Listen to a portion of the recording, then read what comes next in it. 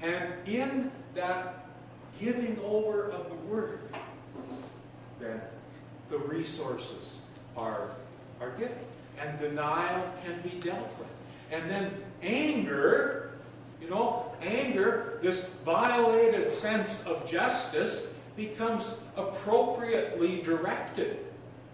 Now, we may think that it may be necessary to direct anger at the one who died, or at anger at ones who somehow have violated a trust by what they did or didn't do, by what they said or didn't say.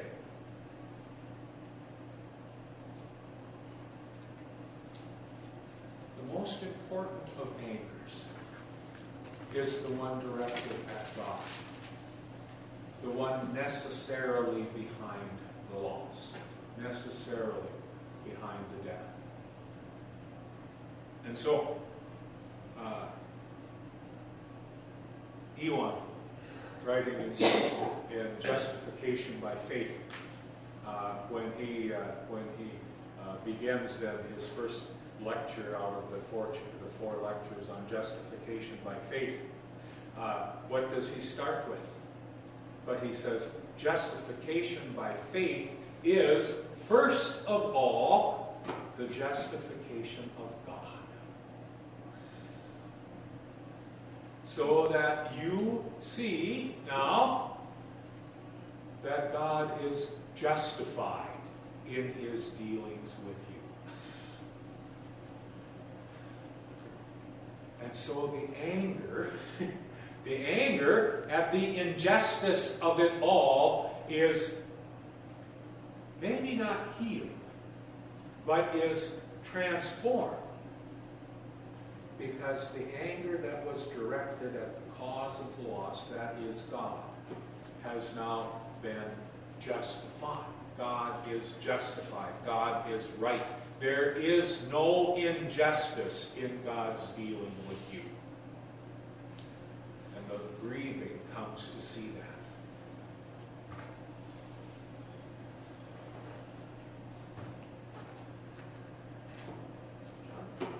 I remember reading some Romans commentary saying Romans was much or more about the justification of God than the justification of sin. Yeah, very much so. Again, sometimes I'm a little slow on the uptake. I had to read those pages several times before I was finally understanding what Elon was discussing here. But it is the first part of justification by faith is that God is justified in his dealings with sinners. So then the bargaining sets in.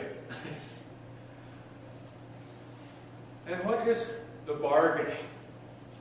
But the bargaining is the sinner's attempt, now the grieving sinner's attempt, to escape despair. Because once you've seen that God is justified in his dealings with you, I mean, you begin to raise up all these other possibilities that some way, perhaps, you can change God's mind. You can change God's mind. And so again, we appeal to the right thinking, right doing, right feeling. But now, because there is one who offers proper consolation, then all of those avenues are shut down. Because the law is being used in its appropriate sense. And the sinner now is caught in God's second use of the law, the driving to Christ. And as all of those avenues are cut off, as all of those ways of justifying ourselves is shown to be wrong, then despair, depression sets in.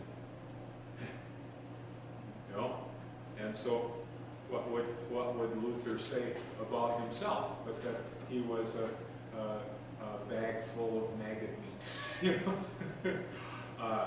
Talk about being worthless. weak, cutting himself off or being cut off from the attachments of life. Going down, Luther would say, those whom God would take to heaven, he first drives to hell. And so those whom he would give life, he first must kill. And so consolation, rightly done, is the one who walks with the grieving person right to the edge of the grave. And they stand there on the edge, staring down into its depths. And then they lift their eyes to the headstone. And there on the headstone stands not the one who died, but there is the grieving one's name. And the consoler just gives a little push. And the grieving one dies and falls into the grave. I was going to tell a little story, maybe some of you saw me post it, that Ole's sitting in church one day and his pastor is delivering the sermon, and it happens to be Dick Smith. and one of the another gentleman comes in and sits down alongside Ole, and Dick Smith is preaching, and he says, "You're all going to die." And this man sitting next to Ole starts to laugh. I told her, "Oh, I got confused." And if any of you would have realized that, Dick Smith would not say, "You're all going to die." He'd say, "You're all dead." You're dead. So here's Dick preaching to Ole and his companion in the pew.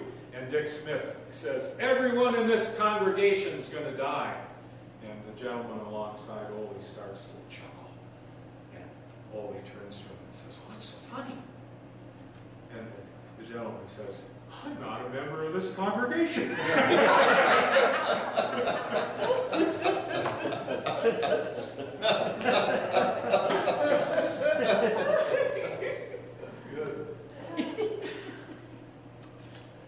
Is that defensible?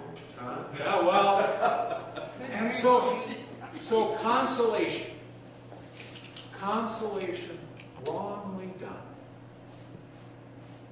is to insert at some place in the grieving process the idea that you're not a member of the congregation of dead sinners.